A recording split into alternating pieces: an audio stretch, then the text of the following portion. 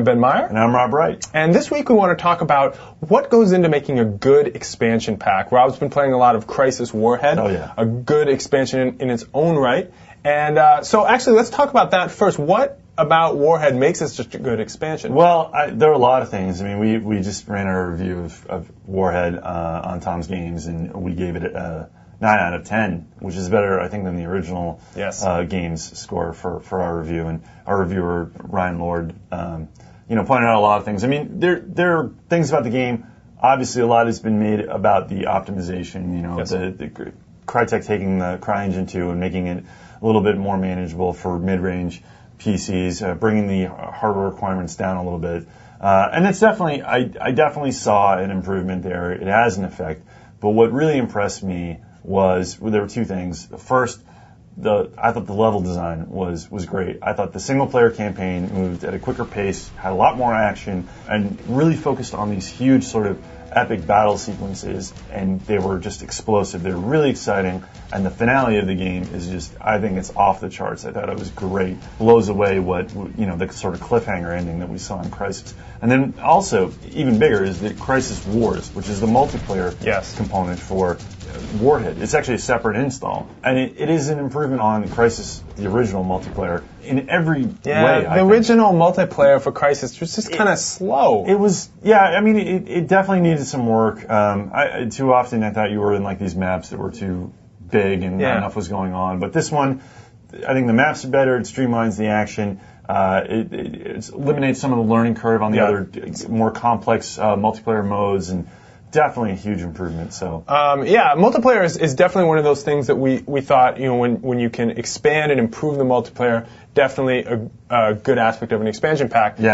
Call of Duty United Offensive comes to mind. Where they added all the different bigger maps, the ranking system. They improved it, really improved things, and new modes as well. So it just kind of diversifies the gameplay and really just makes the game last. Like Base Assault and some of the other modes that they added. And United Offensive is just one of my favorite expansion packs of all time. I think it's great. So another area that makes for a good expansion pack, great expansion packs in some cases, for RTS is new units and factions. I mean, this is key. It sounds kind of obvious. Of course you're going to add new units and factions. But it's hard to do. I mean, there's only been, in my mind, a small number of RTSs have really done it well, and first example would be StarCraft Brood War. They added a couple of new dedicated ground units for each race, and then I think there was air-to-air units added, and I think that they really kind of perfected the balance a little bit, improved on it from the original StarCraft, and that was big. I mean, that was a huge element of Brood War being a success. I mean, it was one of the few critiques of the original StarCraft was kind of balance in some balance issues. Definitely. So, and then another area that obviously, if you can add new races, I mean, that's even harder to do. But Warhammer 40K Dawn of War, the Dark Crusade expansion pack, the best of the three, really did an excellent job of adding whole new races to the mix, and actually was able to keep the balance. And I think that's why it became such a stellar expansion pack. Balance is key. On the RPG side of things, kind of related is adding more classes. Diablo 2, Lords of Destruction. They added Assassin, they added the Druid, and more armor, weapons, just really adding to the complexity and diversity of kind of the characters, and it gives it more life. Burning Crusade too. Neither of us play WoW, but that was one of the reasons that expansion was one of the best-selling games of the year. It's not just increasing the sort of the level cap, and you got to have something that allows people to customize. Spice it up, Spice it up. You got to spice it up. Another aspect that makes for a good expansion pack in our minds. This may again seem obvious, but new storyline, new characters.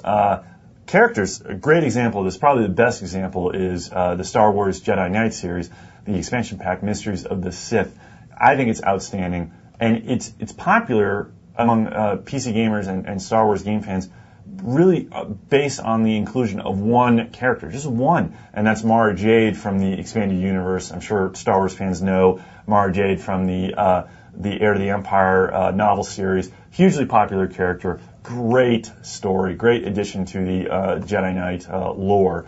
And it's another example would be Baldur's Gate 2, Throne of Bhaal. Now, this is interesting because it doesn't exactly change what came before it. It's almost like Baldur's Gate 3. Yes. I mean, it concludes that epic storyline, almost making it into a trilogy. And that's just, I mean, that's really hard to do, especially in an expansion pack. But I mean, they pulled it off. BioWare, just phenomenal. Yeah, a lot of times expansions are tacked on, and you can do that well. You know, you set things in between two storylines. It's not canon. It's not pertinent to the main storyline. But the Throne of Bhaal. Just, when you can do that, it really puts it over the top. Yeah. And we couldn't talk about expansions without talking about new weapons. Because what is more fun than having different ways to blow stuff up? United Offensive, 30 caliber machine gun comes to mind.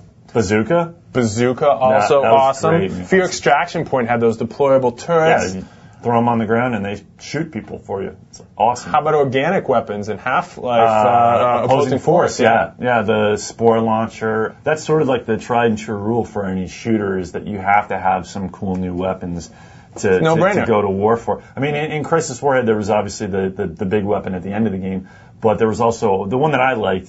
Was the sort of mini submachine gun, the dual-wielding submachine guns. I mean, they didn't really do much damage. They were a hell of a lot of fun to use and shoot and just like, you know. All right, Halo fanboy. I'm just saying. Let's not compare Crisis to Halo again. Let's save that for another episode. You know, on this list, there's a lot of these expansions came from Blizzard, and we want to remind you that BlizzCon starts tomorrow, and we will be at BlizzCon, and probably shoot the next episode from BlizzCon, so tune into that next week, and we'll give you the rundown on what was hot there. But that's all the time we have for this week. I'm Ben Meyer. And I'm Rob Bright. And we'll see you next time. Me and Rob, we're Mavericks, okay? And we're not going to just talk about good games. We're going to talk about bad games. We're going to go into the game industry and we're going to reform. Get me out of here.